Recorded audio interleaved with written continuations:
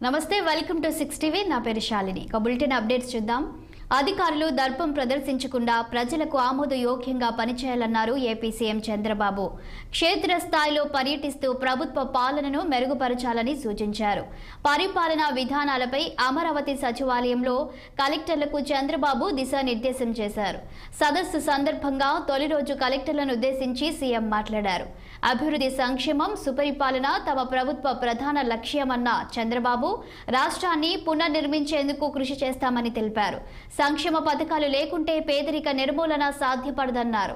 అందుకే సంక్షేమాన్ని అభివృద్ధితో కలిపి అమలు చేస్తామని చంద్రబాబు పేర్కొన్నారు. చెత్త పన్ను రద్దు చేసి ప్రజల భారం తగ్గించామని అన్నారు. ఏప్రిల్ మొదటి వారంలోగా మెగా డిఎస్సి ప్రకటన చేస్తామని చంద్రబాబు వెల్లడించారు. డిఎస్సి నియామకాలను పకడ్బందీగా నిర్వహించాల్సిన అవసరం ఉందని అధికారులను ఆదేశించారు.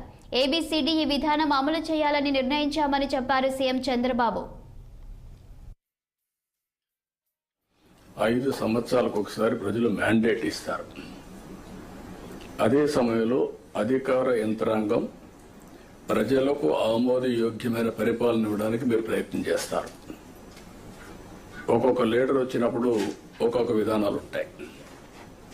ఒక లీడరు తన యొక్క పరిపాలనతో ముందుకు తీసుకునే పరిస్థితులు ఉంటాయి. ఒక్కొక్క లీడర్ వస్తే డిస్ట్రక్షన్ కూడా జరుగుతుంది.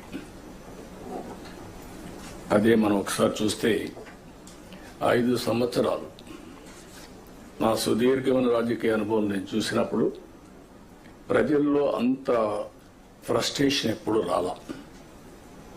అందుకే స్ట్రైక్ రేట్ చూస్తే 93% స్ట్రైక్ రేట్. నేను 4వ ముఖ్యమంత్రిని, ఎప్పుడు ఇంత మెజారిటీస్ మాకు రాలా.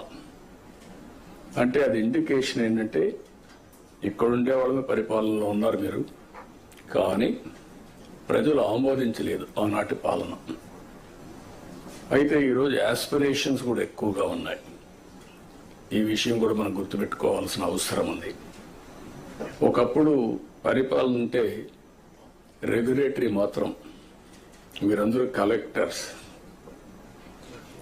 Collection of revenue. ఇప్పటికి కూడా మీ అందరికి ఎందుకు రిమైండ్ చేస్తుందంటే మీ మైండ్లో నుంచి అది తీసేయాలి. ఇప్పుడు మీరు చీఫ్ ఎగ్జిక్యూటివ్ అది డిస్ట్రిక్ట్, కలెక్టర్ అండ్ మేజిస్ట్రేట్.